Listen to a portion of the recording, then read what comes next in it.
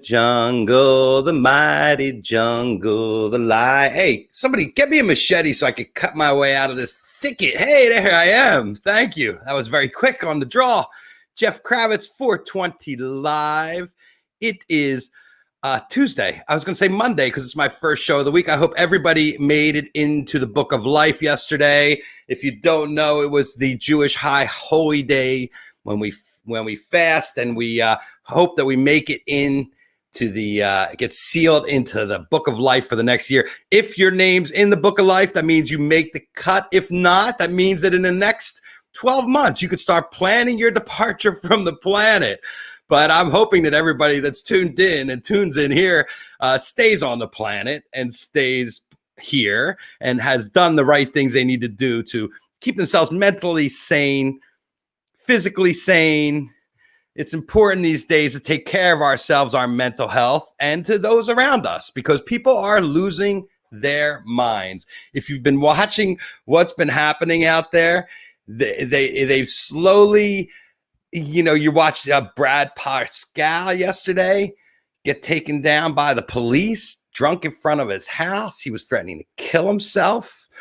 Every day it's something else. The other shoe drops. But I know that tonight everybody's going to be tuned into the debate. I cannot wait to watch. I can't imagine having 15 years of taxes where you didn't pay any taxes for 15 years, and you're a self-proclaimed billionaire, and your challenger paid $3 million the year before in taxes, and you paid $750. I suggest everybody out there digs deep in their wallet and pulls out $750 and sends $150 for the Democratic candidate in South Carolina, Jamie Harrison, and spends another $150, or maybe she needs a little bit more. I believe her name's Amy McGrath, who's fighting against our boy Mitch the Turtle McConnell.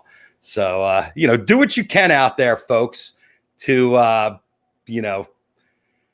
contribute and put this money to good use, your $750. Let's put it to good use, because you know what? I wish we could pay $750 a year in taxes. I wish I could. I know I have to pay quarterly and this tax and that tax. We all do. We all step up and do our civic duties. Now, I'm not saying that people don't maybe put a line item in their taxes and cheat a little bit here and there. Let's face it. I mean, I'm not copying anything like that, but I'm saying that if you're a human being out there and you might have, put $100 or $200 in your pocket and not told the government about it, I have no hold bars. You guys can do what you want. I know the system has to be cheated a little bit because it's a little bit unfair. Let's face it. You can see how unfair it is when you see what's going on. So it's really hard right now for everybody out there, and I get it. But, I had an incredibly, things are crazy.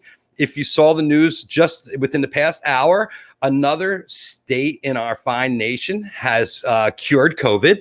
We can add Tennessee to another great state, Florida, Texas being the other two. That would be 3 states, if you're keeping track at home, that have cured COVID. So they're opening up all their businesses. Everything is back to normal. I could really appreciate the fact that the great scientific minds down there in Texas, Florida, and Tennessee have cured this horrible pandemic. And I just can't wait till the rest of the country follows suit and we can all put this behind us. And if you're not getting the sarcasm in my voice there, folks, well, you're not usually paying attention. But in the middle of this pandemic, people are finding a way to entertain each other. And this weekend, I had 3 days, Friday, Saturday, and Sunday, where I had a perfectly interesting, different experiences. On Friday, I went to a Burning Man art car party in the parking lot of Gladstone's with my friend Mitch Davis, and we watched. It was just outside at night, lots of wind and great music and a really cool scene. And then it's all fun and games till the police show up. And sure enough, about 15 minutes before they're about to stop, the cops show up, and we're like, "All right, we're out of here." But and then Saturday, I went to my friend Jordan Zucker's house, and she had Joel Cummins and Jason Hahn playing music back there. And we got the finger pricks. You can prick your finger, but you can't finger your prick. Thank you, George Carlin. And we got the test. We did the test, and then we all went in if you passed the test, and watched Joel play for 3 hours. It was great. And then on Sunday, I actually photographed Scary Pool Party, who was my guest last Thursday at his concert. And before we bring in our guests, I wanted to show you guys some of these pictures here. So let me just open up this folder here, and you guys will get to look at the pictures that were approved by Scary Pool Party from his management, my friend John Shank and Emily over there in his office. But let's take a look at the first time that I've shot a rock show now for, oh God, it feels like forever. This is the wide shot. They did a really great job on the staging. They had a really nice stage there. We bought lots of screens and stuff, arena rock-like. You know, he's got two drummers, and both in this shot, both drummers are on the same drum set. And here's a nice shot of our Alejandro Aranda, Scary Pool Party. And he was my guest last Thursday. And here's a really cool shot because you get to see what the feed looked like going out. You know, these things are no longer done. Like the sound was not dialed in for the venue.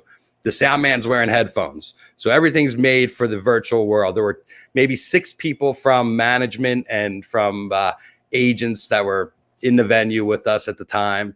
And all the camera guys and the crew guys and Scary Pool Party's crew. And here's his crew. His band was hilarious. Before the show, we were downstairs and they were just cracking everybody up on the feed. I love the colors in this picture here. I like the hair too is a great color. If I had some hair, I might think about adding a little color, a little flair to it. But he's really a talented artist. He plays guitar and he plays the keyboards.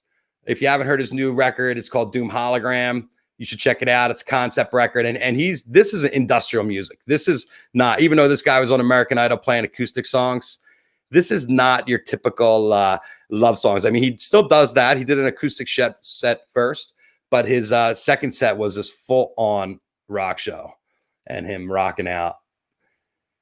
Here he is again. And that's me. You can see the pit. This is a pit that would normally be full. That railing would normally be full with fans. Everybody yelling and screaming. And that's the weird thing is they would finish this crazy intense song and it'd be complete silence. When normally you'd have people cheering and yelling and stuff like that. Beautiful screens. I love the colors. I'm all about the colors. I like to shoot color pictures. A lot of guys are black and white. I'm a color guy. But it was really nice to hold my gear and to think about the moment and start thinking about being in the moment again, which is something I haven't done now for, I can't even remember my last concert. I remember my last job. I remember the last concert I saw, but I can't remember the last time I shot a show. That's how long it is. And I guess that's how much butt I'm smoking. So between those two things, I am, forgetting, not being able to remember. And I guess I could look on Film Magic and see when the last time I did something like that. But that's not really happening right now.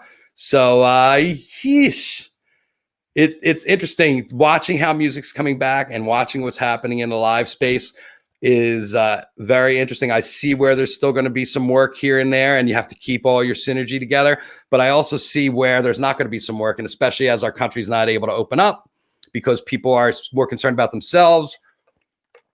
No one wants to do anything for the greater good, even though in the end, it's better for all of us if we could figure out some kind of plan. But without the leadership we need, and without the people in charge, us listening to the scientists and all acting together, we're all in this giant shit show now where some people are saying it's okay to gather in groups indoors and hang out, and other people are saying it's not. So our country, it's a civil war. We're tearing ourselves apart, basically. The people that believe that there's a problem, the people who believe there's no problem. And, I love to think that there's no problem, but you know what? I'm also not. I can see what's happening with numbers. So headcount.org is where you want to go. You want to sign up to register.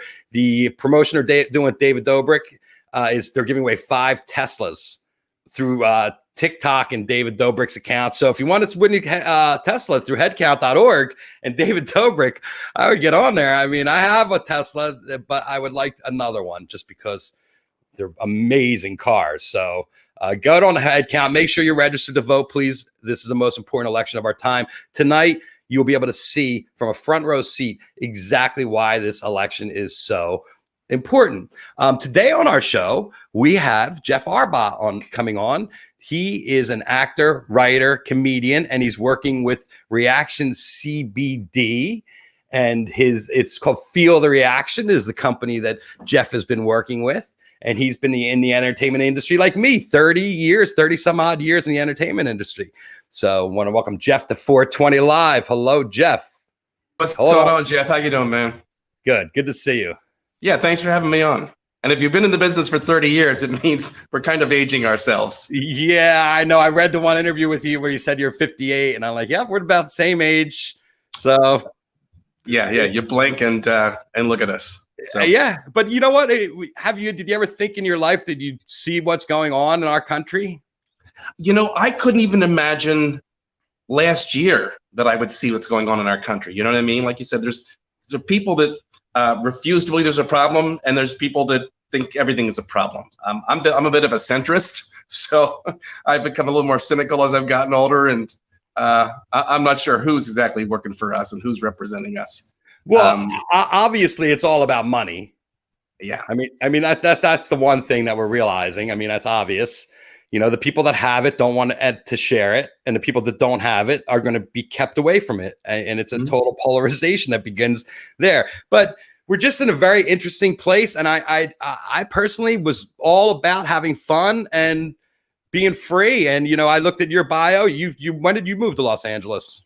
I moved to Los Angeles from outside of Philly in 1979, and so I got to enjoy the 80s in Los Angeles, which we had some very, very, very, very good times, and it also was, I think, the last of the good times almost out there. So, you know, everything from you know, earthquakes to riots, a couple of big trials and things like that. And OJ and AIDS and everything else that happened. Wait, so you came out here for college then? No, I actually loaded up my car after high school. I had been a baseball player in high school. Wasn't very big. I'm not even sure how good I was at it. But at some point, I had to realize I was not going to play shortstop for the Phillies. And I got bit by the acting bug in high school. And I loaded up my car after I graduated, and I drove 3,000 miles to Los Angeles. And the rest, as they say, is history. You know, I was looking through your IMDb, and you were on some classic series. Yet, I guess your biggest stint was General Hospital, right? Yeah, it's the thing. And listen, I'm a theater geek, and I've always loved theater. And I've got some theater work that I've done as a performer, as a writer, and also as a director, working with some very talented people. But it's gone forever. It's gone. And the things that people tend to I think are the biggest deals are things like General Hospital. Which, well, just because they you know, I remember my grandmother, if you walked over there to her house, and this was black and white TV before VCRs, and you walked over there and GH was on, you had to sit there and shut up until it was over. Yeah. My grandmother, I was also on a show called Santa Barbara, and I was a bit of a bad guy to a character played by Marcy Walker. And that was my grandmother's favorite character, the Marcy Walker, Eden Castillo. And I went home for Thanksgiving, and my grandmother said to me, "Oh, Jeff, how can you say those things to her?" I'm like, first of all, they're not true. Second of all, I'm your grandson. So much for the benefit of the doubt. But good times, yeah. It's funny how people outside of Hollywood have no concept on how it kind of works, right? And I'm not sure I wish that on them, to be honest with you. I have dear lifelong friends, and I miss. I've got to give a little shout out to my Charlotte table read peeps here back here in Charlotte. But I miss the optimism of hanging out with artists. I miss those late nights talking about what we thought were very deep subjects. I mean, I miss that a lot. But like I said, very, very good times. And the best part, I think, was not knowing. Right. And you know, just diving into it, how did you survive when you were here? Because acting doesn't really pay that much, right? Well, you know, obviously the standard series of jobs. One of my other small claims to fame in my life was I was one of the original employees of California Pizza Kitchen. So I was one of the original 10 servers we had at the location on Beverly Drive when it was just went into a space that had been a death for about 4 or 5 restaurants, and nobody knew if it was going to work. And it was Larry Flax and Rick Rosenfield and his wife Esther and a whole bunch of good people. And again, the rest is my autobiography I think is going to be called Inches from Greatness, because I've rubbed elbows with a lot of people who've made it very, very big. Well, California Pizza Kitchen kind of set the world on fire, but that's all. It started with Wolfgang Puck, right? And they just kind of took his idea. Yeah, it was a guy named Ed Ledoux who was Wolfgang's head chef, I think, over at Spago on Sunset there. And Ed came over and was a partner initially in California Pizza Kitchen. So, because Wolfgang was the first one to put like lox on pizza and chicken on pizza, and he really changed California cuisine for the better. Barbecue chicken. It was the famous barbecue chicken. Yeah. It was the best. But being an actor in LA in those times, you definitely hit in a golden time. And I'm sure at your age too, it was like top of the world. You know, I saw that you went to the Oscars with Liza Minnelli. Yeah, I did. And to be clear, just so there's no misconception, I didn't date Liza Minnelli. I never dated Liza Minnelli. But if you got a second, I had a very brief. I worked at a menswear store on Rodeo Drive when I was 20 years old. I'm talking about living the dream. Lots of fun. And I struck up this those are the days where literally the people you would see in the morning before the stores open. I used to say good morning to Fred Astaire every morning, who would take his walks around the neighborhood. And I became friends, struck up this rather unorthodox friendship with this older gentleman named Sidney Gilleroff. And we just became friends. And it was a really kind of, odd friendship. He'd call every once in a while and say, hey, do you want to have lunch? Or you want to join us? There's a group going to the theater tonight. And I had no idea who he was. And I'll make the story brief, but I didn't find out till after he passed that Sidney was the head hairdresser for all the old MGM movies. So he was dear friends with Marilyn Monroe. He's the one who gave Judy Garland her what do they call it, ponytails or whatever? Yeah, pigtails, right? Pigtails. Pigtails, yeah. He made Lucille Ball a redhead. Wow. If you Google him, and so I had no idea, and fascinating. So I wound up in a limo with about 8 of us going to the Academy Awards, I think in 1983. I think Liza co-hosted that year. And I just sat there not saying a whole lot for most of the night. Well, that's classic. You know, all that kind of stuff happens to you when you move out here, right? You just find yourself in the weirdest positions. It does, and there are things I say to people, I'm not usually starstruck around a lot of people, but the ones I would get starstruck around are the people from my childhood. So if I met somebody, if I met Russell Johnson, who played the professor on the Gilligan's Island, I couldn't even talk, you know what I mean? Or if I met one of the Brady Bunch, right? But I could sit next to somebody else who's a huge like contemporary store and not think twice about it. That's classic, yeah. Because that's the stuff like the people that my mom liked. When I saw them, that always set me off. I would be, oh yeah, you were my mom's favorite. Yeah, yeah. She loved all those guys. Quite a decade. So when did you leave? There's a couple of different reasons. Number one, like I said, I wouldn't want to wish a lot of the industry. There's a lot of things that aren't really pleasant. It takes a lot out of you. And I was one of those guys that would quit jobs to do plays and do theater. And, if I was going to be a star, I would have been one. And I wrote a play that did very, very well. And it was developed as a network pitch. And we didn't sell it. And I thought, you know what? I had just gotten married. I had 2 kids really quick. I thought, you know what? It's time to go. And so I did. And this was after 25 years of teaching, starting my own acting studio with a couple of friends, writing and doing it all. And I missed it. But, you have to give up a lot. And I never got that last call. I was up for a lot of important jobs that would, for instance, I was, down to a couple of people for the role of the white guy on In a Living Color, and some guy named Jim Carrey got it. Yes, he did. What am I going to do?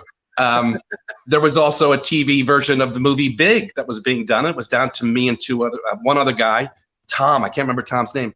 Yeah. And for some reason, after several tests, there was some legal things, and I think like 2 or 3 days before we were going to find out who got it, the show was pulled. So that's probably the one I would have gotten. Oh. So you know what, you kind of go. But I'm still writing, and I'm still very much. I started doing stand-up again 2 years ago after 27-year hiatus. How's that going? You know what?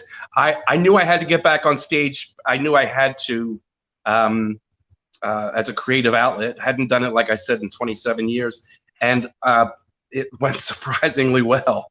I've got a long way to go, but it went surprisingly well. I host some comedy shows here at a place called Boatyard in Lake Norman, just outside of Charlotte, once a month, which hopefully we'll get back to after the shutdown.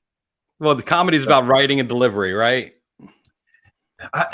Well, that's yes. I won't say no. Comedy is about and timing. Timing is everything, as Steve Martin used to say to 10. But yeah, I think it's about the truth, and I think it's about the universal truth and all those things, regardless of what your style is, whether you're a detail-oriented guy, or whether you're a Jim Gaffigan or you're a Anthony Jeselnik. It's finding your truth and the universal quality that makes us all laugh at it. Yeah, well, it's one of my favorite art forms to watch. I mean, I'm a huge comedy fan from the Cheech and Chong days, like George Carlin. I was quoting George in my pre-show because he's the best. That he would right now. I really miss his voice out of all the voices.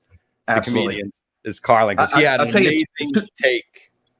Yeah, two voices, like you said, George Carlin. George Carlin. The amazing thing is you can watch him today, and it's as relevant as it was. Hell, you can if watch not the more in some cases, if not more. Yeah, you can watch the Hippy Dippy Weatherman, and it still makes sense. And another guy I miss who was gone far too early is a guy named Bill Hicks. Oh yeah, who sorely missed. He was the first stand-up comic to play Letterman. Is that right? Yes. I didn't know that. He was also banned by Letterman. I was just read an article about him the other day, and he was also banned by Letterman. He was supposed to perform, and then he played it, and the only people that actually saw that taping were the people in the studio. They had never made it to air. They cut his segment. I think I may have heard about that. There's a classic story that goes on, but the comedy, being a stand-up, did you see the Jim Carrey produced about being a stand-up? It's called was it the Punchline, or I'm trying to think what it was. And I can see the guy that was in it.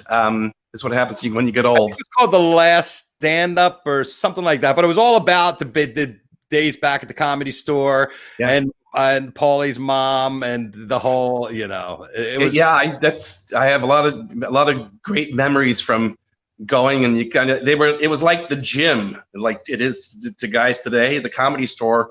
And that was before the Laugh Factory, before Jamie opened the Laugh Factory on Sunset, but it was basically the Improv and the Comedy Store. And if you remember, there was a pseudo comedians union back in those days, and a lot of stuff going on about whether comedians should be paid. And so I know they were paying them at the Improv. That was Mark Lonau and Bud. And you're right. And but lots of I guess one of the flattering things is I actually had a bit of work. I'm going to say borrowed by Robin Williams. So you had a joke borrowed by Robin Williams. Yeah, it was high praise, I guess, is what my friends say. Yeah, he probably didn't pay you for it either, did he? Don't get me started. But he's another voice that is missed tremendously. But like a lot of comics, what a talent. But he was having problems. I mean, that's part of the thing. We don't understand how our bodies change and how our minds change and stuff like that. And if you realize you're not going to be able to perform at your best, I mean, he didn't want to be, and that's kind of crazy. It's kind of sad for us, for sure. Yeah. So besides comedy, you've got into the cannabis business. ReAction is a CBD. ReAction is a CBD brand, correct? You want to tell us about it and how you got involved? About 15 months ago, I ran into some friends, and the CEO of the company, her name is Candace Hornaday. Rather inspirational story. I don't know if there's any NASCAR fans out there, but Candace's dad is NASCAR Hall of Famer Ron Hornaday, and they were mutual friends. And I ran into Candace, and somebody shared with me a story that I didn't know about, that she had gotten an inoperable tumor on her brainstem. And it's called an acoustic neuroma tumor. And so she had a contact here in the area who was in the cannabis industry, who created some very potent crude, they call it, which is the extract, the full spectrum extract. And it actually helped her tumor shrink. And I think the latest report is that it's almost gone. Now, I got to say, you can't say anything about medical claims or it's going to help you if you have tumors or that you're going to have the same experience. How was she taking it? That was in crude form. And like we have, like if you imagine a tincture, whatever the tincture is made out of is the crude extract. It's like the crude that comes from oil before it's refined. Right. It's the high potency stuff.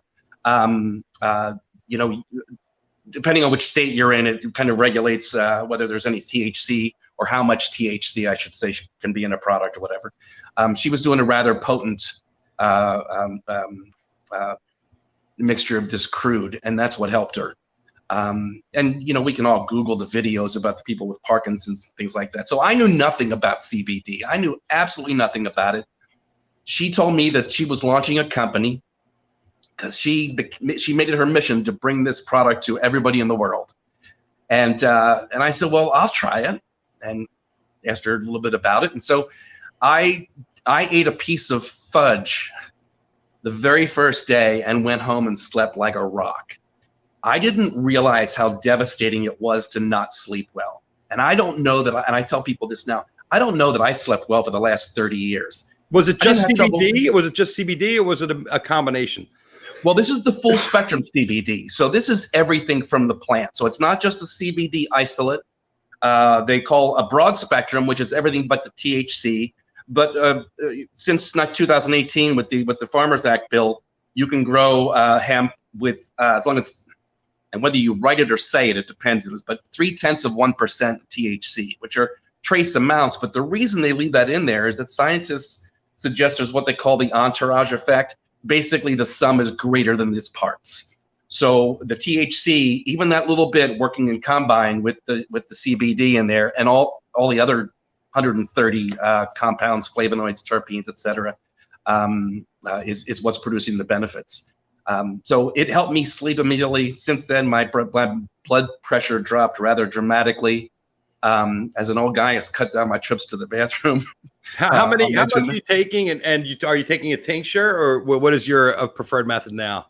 Well, we have a different product line. I do a tincture. We've got two different strengths. We have 500 and 1,000 milligram, and I'll tell you why later, why our 1,000 milligram is more than sufficient for people. There's products out there now, you see 5,000 milligrams, and I highly well 5,000 milligrams isn't per dose. It's how much is totally in there, right? In the bottle, yes. Right. But and we can't say dosages again. The FDA restricts us from saying that. But even so, the sweet spot for people seems to be around 33 milligrams a day. In other words, you can take 2,000 milligrams. Like I said, I'm suspicious that that's what's in there. And anyway, you need a good product. You need to know what's in the bottle, basically, is more than anything else. And so I do the tincture. We have we do have some edibles that I'll pop once or twice. Well, I have the box here. Should I break it out? Sure, break it out. I'm glad you got your gift pack. Yeah, I got the ReAction box, and very nice packaging. Awesome. And, inside, I have the ReAction, the T-shirt, which doesn't have any CBD in it, but it's very nice. It's got a great logo on it. Right. I hope that's the right size. I guess. Yeah, I'm fitting in that. That's no problem. Okay. And there's some paperwork here, which I'm going to push to the side. I already polished off these. They're delicious. The gummies. Gummies. Yeah. So, but this is 100 milligrams in the bottle, right? In a bottle. Yeah. Yep. So my only takeaway from this is I think that the bottle should be a lot smaller if you're only putting 10 in. Well, I'll explain why that's such a big bottle. We launched the gummies not too long ago, and we wanted to see how they were going to be received before we committed to them. So our goal is to fill that jar, maybe have a smaller size, but ultimately to fill that jar with more than 10 gummies. In other words, put 40 in there. Yeah, and I would need like at least 100 of those things. They were delicious, by the way. I really enjoyed them. All right, I'm just taking everything out so I have easy access to it. Yeah, cool. And, let me see where my I thought here we go. So I can actually see what I'm talking about here. All right, should I just pull one out and we'll start talking about it? Sure.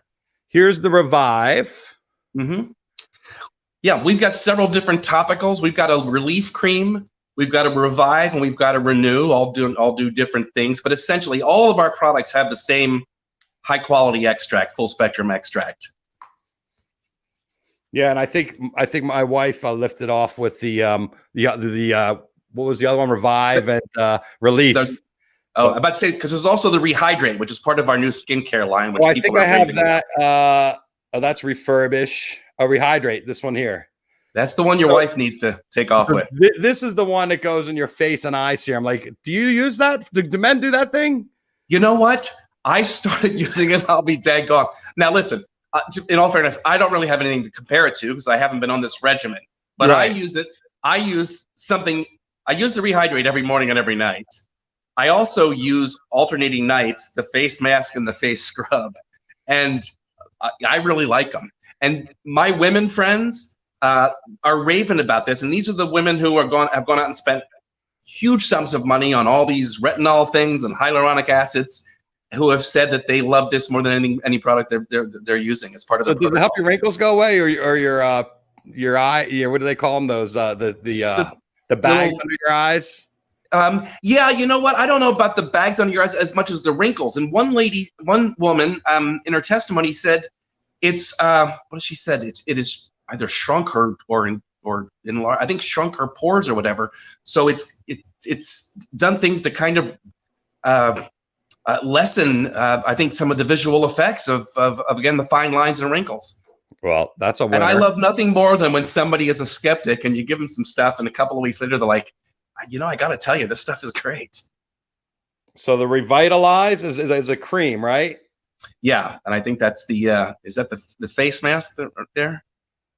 I don't know. I can't tell.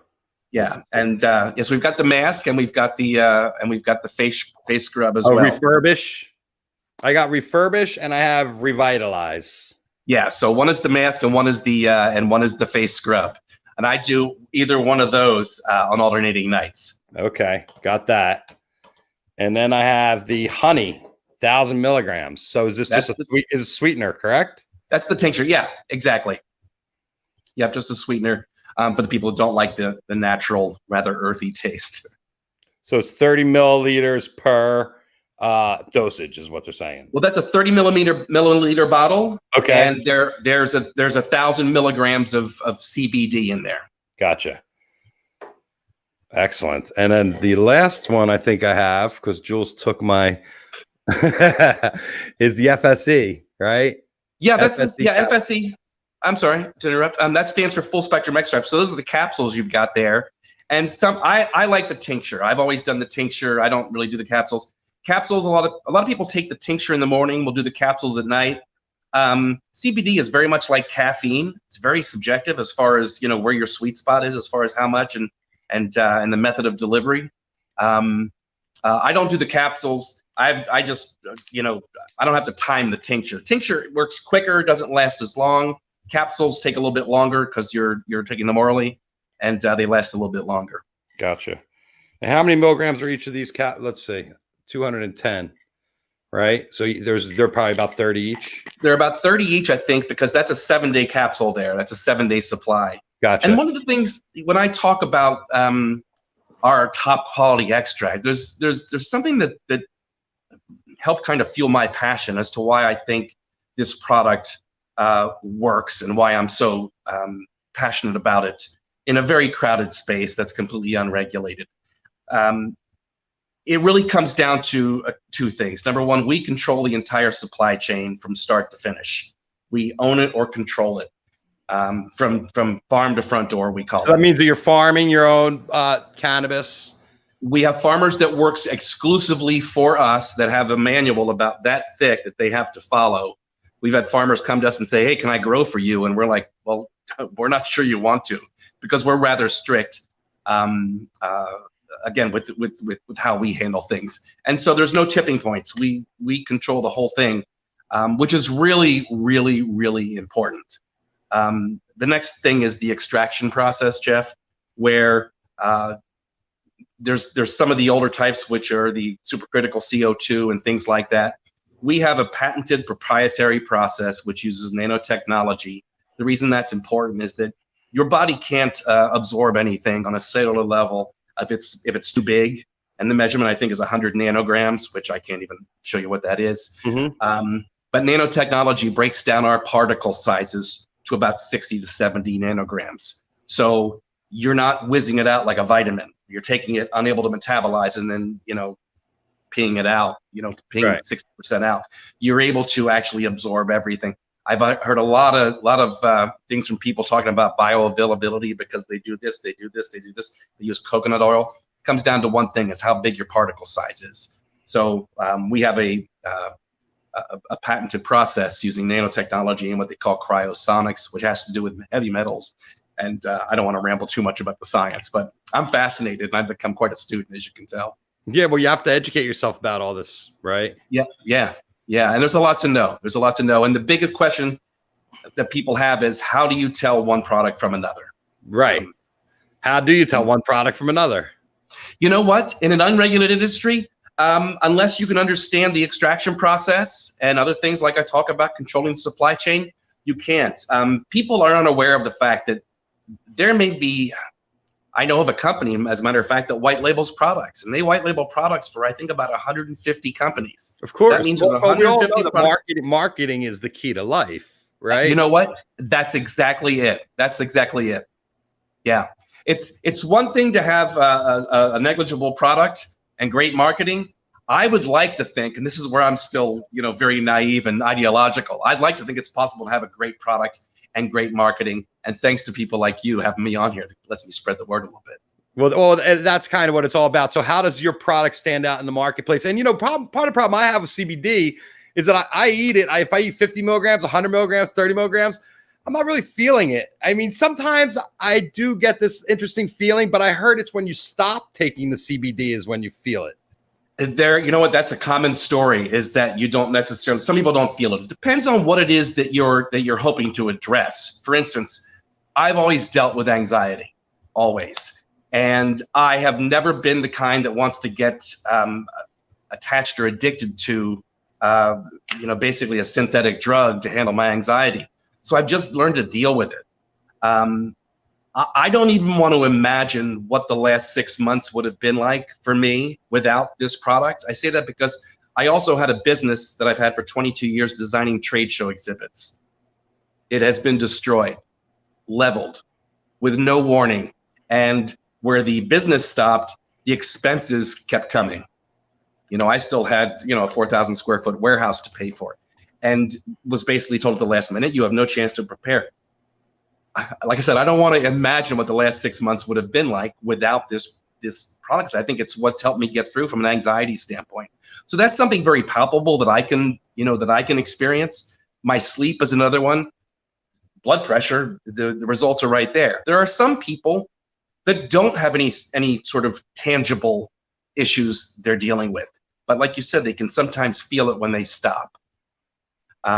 And it is part of it's not a magic potion. Any CBD product, ours or anybody's, it's not a magic potion. It's not, there's a lot of things with regard to opiates and things like that, where they don't stop your pain.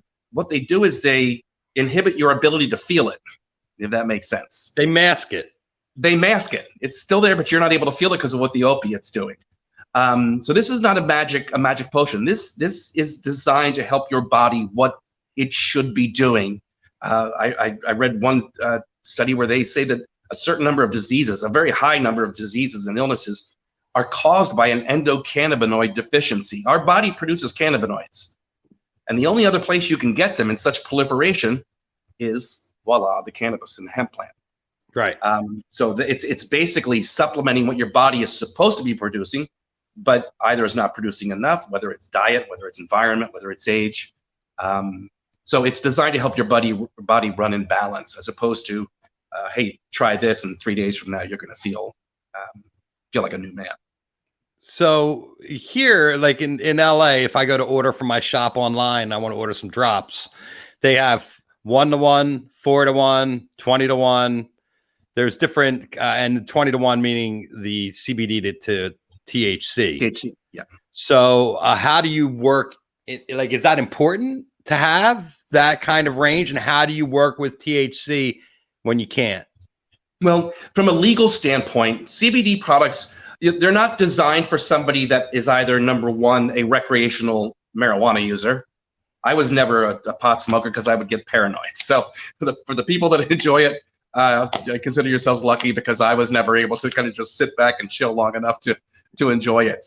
Well, you were smoking the wrong strain, by the way. You're you know what? Those sativas make you paranoid. You smoke a nice indica, you will chill out like a. Is that it? Well, then I'm going to hold you to that when I get out to LA. Oh, don't worry, I got you covered. All right, sounds good, man. So yeah, so it's the THC is just the trace amounts that are allowed legally, because there are a lot of people that want to, I think, harness the therapeutic benefits of the hemp plant, which has been around, as we know, since the beginning of mankind. Right. And some people want to do it without getting high, and so this now gives them an alternative. Up until recently, even CBD products and anything having to do with cannabis was a Schedule I narcotic, which is insane. Well, it's still Schedule 1, actually. They have not changed the scheduling on cannabis. And that's one of the things that we're hoping that Joe Biden does if he gets in, and I hope he gets in. But one of the things that he's got to do, he has a couple things on his palette that he needs to add to his platform, and I believe that is coming. And, besides banking and besides Schedule 1, you also have to take all the prisoners that are in jail that are currently for cannabis charges and release them. The Last Prisoner Project. I mean, there's all these different things that have to be done under some kind of legislation that I hope there's great minds right now working with the Biden campaign, from what I heard, trying to come up with a proper policy that's going to reflect the important things in making this plan available in all of its glory to everybody.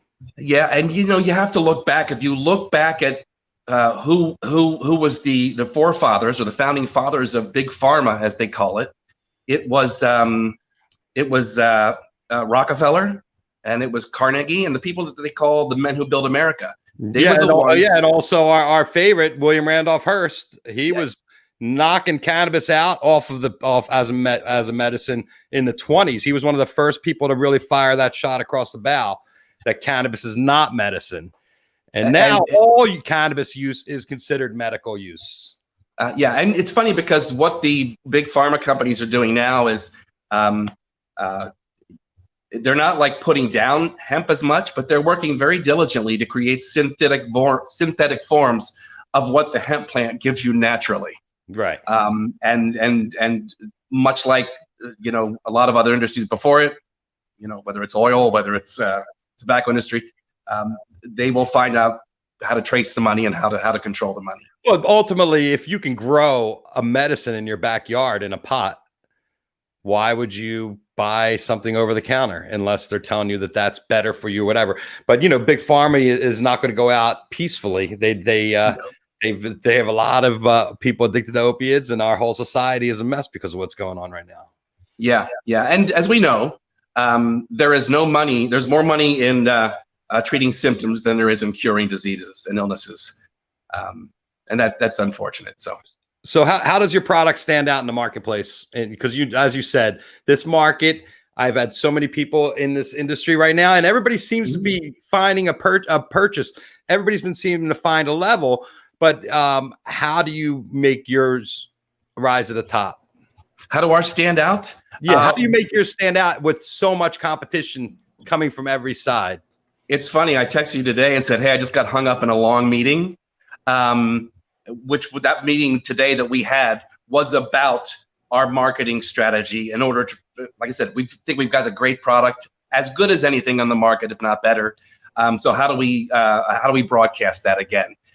Like I said, people like you literally are as great of a start as you could possibly hope, which is, again, bringing the awareness of the product, the awareness of the brand to people. And then what it comes down to? It comes down to trying it. Just comes down to trying it, finding something that works. If somebody has something that works already, more power to them, but we know lots of people that were trying one product and then for some reason after a couple of months either plateaued or stopped working. That's all you can ask is try our product, see if it works. It really is our fundamental goal here is to help people. So if we can help find a way to get the product in their hands to try it, it helps them. Consider that a good day of work. Well, I'm going to pop the website up here. It's what is it? Is it? Well, we got a couple. You can check out feelthereaction.com. Oh, there it is. Yes. We'll have a new website, I think, live probably Friday. but you can do all your, kind of poking around and get some information and shop on that page as well. And I would encourage, we'll give you a link, Jeff. I would love to know if anybody on the program, follows through with this. And well, do you have a code you want to give me for everybody in the discount? I'll tell you what. I'm going to go ahead and give you one right now. It may not be live until Friday. Okay. So let's do this. FeelTheReaction.com. All right. I just posted that in the comments. // Kravitz. Let's just keep it simple. All right. Feel the reaction. So that's not active yet. But when it does go active, you send me a link and I'll share it. All right. That sounds great. Why don't we do 420 live? You can do whatever you want, right? You know what? No, 420 live is great. Do 420 live. Absolutely. FeelTheReaction.com/420 live. All right. Absolutely. And the reason it's not ready is we have an affiliate program we're actually launching hopefully by the end of this week, which we thought was going to be ready to go yesterday, but got delayed. I'll tell you more about that. How's that work for people? Well, an affiliate program allows people to, and we don't believe in going out and paying somebody $50,000 to say they love the product if they don't. So affiliate marketing, really puts a revenue generating situation into the hands of influencers. So that if somebody like yourself literally says, I really like this product and want to share it with people, then there's ways of either monetizing that or getting free product out of it, or using some other method to reward people who are sharing it. And there's absolutely nothing that you need to do other than getting approved to become an affiliate. So it's like telling somebody about kind of like Avon. Kind of like Avon, but from the affiliate program, there's no MLM component to it. Right. Literally, there's no sign up fee. There's no ongoing monthly cost or anything like that for an affiliate. Well, great. Well, I look forward to trying it. I'm going to eat all these products. I'm going to get on the eye serum, because one thing about being 58 is I could see them carving into my skull. Dude, you got it. You got it. I know. Yeah, but us men have to take care of ourselves too. And look at us. I don't think we're too bad for pushing 60. No, we're doing great. I mean, hey, listen, Jerry Garcia, when he died at like 53, and he looked like he was 110. I look at pictures of Jerry and I'm like, oh my God, he was only 53. Like, dang, I'm like 58 and I feel like $1 million. I mean, I have great energy. I have a lust for life, and but I'm also don't have a heroin problem, and I like Ben & Jerry's, but I don't eat it every day. We learn how to control ourselves, hopefully at this age, because we want to stay here longer and make a difference. Absolutely. That's what it's all about, brother. Well, thank you, Jeff, for making a difference. It's great to meet you, and then check out your product. And we look forward to hearing more from ReAction. Hey, you know what? A big shout out and a thank you to you and to our good friend, Victoria Schweizer. Yeah, Victoria, she did a great job of connecting us. Thank you, Victoria. I appreciate you, and I appreciate you too, Jeff. Thank you. Thanks, man. Have a great night. Take care. There you go. Great minds out there trying to make people feel healthier. And I'm going to get on this eye serum stuff and try to get my crow's feet. So I know my friend Mark Chaldon, our scientist, our CBD scientist, will be our brands here. CB1, CB2, and TRPV1 receptor they think is CB3. So they're coming up with all these different things. We have amazing minds watching to check us in. Mark Chaldon has been our scientist on site to come in there and tell us when we're getting off a little bit off track. But, the CBD market is wide open right now, and everybody's throwing their hat in the ring. So it's interesting to see the products and be able to try them. At my house, I have so many different ones, and every day I'm just like, pop a couple of this, try a little of that. So I'm going to try the ReAction products. I'm going to feel the reaction out there. Everybody, I know everybody's getting ready to watch the debate. It's coming up in an hour. I'm going to get home and I'm going to settle in and get ready. I am going to be live tweeting, and I will also be following Truth, which is the Biden campaign's fact-checking Twitter feed. So you can get the facts. And I hope they check Joe too. I don't want to just check Donald. It's not like I think that Joe's not full of shit. One thing I know about politicians, folks, is that they're all full of shit. So don't have me wrong. It's just that the guy that's in charge is more full of shit than anybody I've ever seen in my life. So it's time to vote him out. And you know what that means? That means making sure that you are signed up and registered to vote. I got purged without even realizing it and checked just last week on Global Citizens, signed up for the Lenny Kravitz virtual meet and greet, and got headcount.org to check out my voters registration to tell me that you were not registered. So now I am registered and I will get my ballot and I will be able to voice my opinion. So make sure that you did not get purged from the rolls, because we all want to make sure we can step up to it. And, if you get in there, you do headcount.org/fish. They were giving out the Ben and Jerry's, but that could already be done. All right. So, a big shout out to my friend John Shank and to Alejandro Aranda for an amazing show Sunday. I showed the pictures earlier from Scary Pool Party. That was a true, unbelievable experience to be out and photographing music. Weird as hell without an audience, but you know what? I loved seeing performance. It was so good to hear a sound system and to feel the bass moving your body and your cells just dancing inside, bouncing up and down. I couldn't be happier. So, you just entered the Tesla giveaway. So yes, headcount.org is giving away 5 Teslas with David Dobrik. So get on there and make sure you sign up for one of those 5 Teslas. And I'm hoping somebody here does them. Your gummies, Mark, they all melted together. So now I have like 2 inches of gel. I put them all together. I was able to save the THC ones.